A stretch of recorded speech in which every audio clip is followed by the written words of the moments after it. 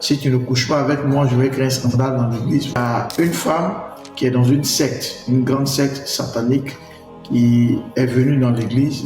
Dans son rituel à elle, elle devait travailler avec la sémence, le sperme de quelqu'un qui a une onction sainte sur lui. Shalom, soyez bénis du Seigneur. Écoutez ce témoignage qui s'est passé à Bujan, dans la commune de Cocody, dans un quartier de Cocody dont je préfère occulter le nom. Un jeune serviteur de Dieu qui vraiment servait Dieu avec une onction très forte, une onction brute comme on peut le dire, et Dieu bénissait les personnes. Il avait commencé le ministère, il y avait une grande influence, il n'était pas marié, mais au travers de Dieu délivrait des vies, Dieu impactait des vies. Et il y a une femme qui est dans une secte, une grande secte satanique, qui est venue dans l'église, mais elle s'est fait passer pour une chrétienne, pour quelqu'un de bien, tout ça. Et cette femme-là, elle est dans la Rose-Croix, pour que je dise les choses. Et qu'est-ce qui va se passer? Elle était venue pour une mission, mais au début, elle faisait des dons au pasteur. Elle était beaucoup disponible, elle faisait des dons, des offrandes. Donc lui, l'homme de Dieu, il se disait, c'est sa fille. Je peux dire jeune, pas seulement parce qu'il était jeune en âge, jeune parce qu'il était aussi jeune en expérience. Donc, au travers de tous les dons, il se disait, c'est ma fille, c'est quelqu'un, elle est dans l'église, tout ça. Or, elle avait un objectif.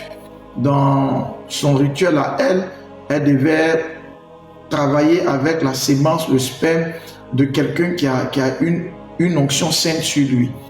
Et elle avait dans son programme, dans son agenda, visé ce jeune serviteur de Dieu. Malheureusement, comme je l'ai dit, il n'était pas marié. Ce n'est pas que aussi être célibataire est une fatalité, et aussi le mariage nous met à l'abri de ces choses, mais être aussi célibataire avec une grande responsabilité et des personnes autour de nous au quotidien est aussi un risque potentiel. Et elle va séduire l'homme de Dieu avec ses présents, et au moment où il va s'en rendre compte, le jeune serviteur, il va avoir des rapports sexuels avec elle.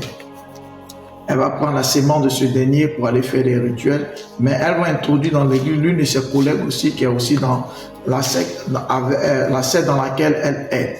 Et voici comment les choses vont continuer. Elle va dire à sa camarade ce qui s'est passé. Après, sa camarade va rejoindre l'homme de Dieu dans son bureau pour lui dire, je suis au courant que tu as couché avec ma soeur. Si tu ne couches pas avec moi, je vais créer un scandale dans l'église. Il faut aussi que tu couches avec moi et moi je vais me taire. Donc, il a couché aussi avec elle, et ça veut dire quoi? Il couchait les deux, et elle prenait sa sémence pour faire des rituels. Et aux dernières nouvelles, l'église s'est détruite, l'homme de Dieu était vidé, c'est-à-dire, je ne sais pas comment expliquer avec les mots, c'est-à-dire, il a perdu son équilibre. Je ne peux pas dire qu'il a perdu son onction, c'est un peu trop dit, mais c'est-à-dire, il a perdu vraiment sa spiritualité, sa sensibilité au Seigneur, et sa vie a commencé à prendre une tournure très sombre. Très sombre. Et jusqu'au jour d'aujourd'hui, on n'a plus de ces nouvelles. Peut-être même qu'il est décédé, on ne sait pas.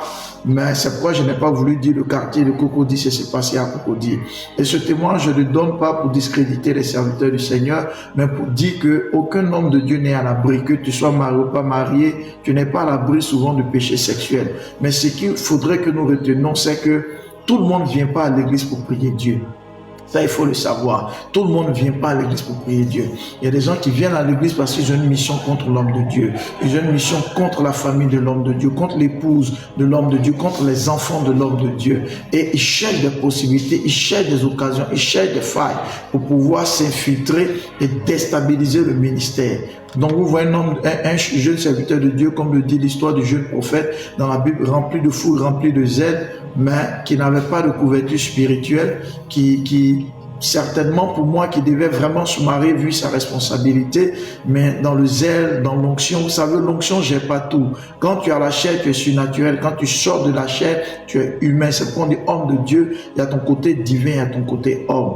Et si tu ne fais pas preuve souvent de beaucoup de prudence et surtout de prière, vraiment l'ennemi peut t'avoir. Et je répète, ce n'est pas parce qu'aussi on est marié qu'on a à l'abri de cela, mais ne pas être marié encore, on est encore plus vulnérable quand on a une grande responsabilité. Puisse le Seigneur protéger ses serviteurs. Et je dis aux chrétiens, priez pour vos pasteurs, qu'ils soient mariés ou célibataires, parce que tous ceux qui sont dans vos communautés, ne pensez pas que tous aiment Dieu. Il y a d'autres qui sont venus pour salir l'image de votre église, salir l'image de l'homme de Dieu. de sa femme, de ses enfants. Faites attention, priez beaucoup pour les serviteurs de Dieu, parce que beaucoup sont en mission pour accomplir une mission diabolique, luciférienne, satanique, mais que Dieu protège ses serviteurs. Et vraiment partage ce témoignage, écris ton commentaire pour aider la vie de beaucoup de serviteurs de Dieu. Ne pensez pas que parce que les gens vous font beaucoup d'offrandes, beaucoup de dons, que ces personnes vous aiment. Souvent, elles veulent gagner vos cœurs pour pouvoir vous détruire. Que Dieu vous bénisse.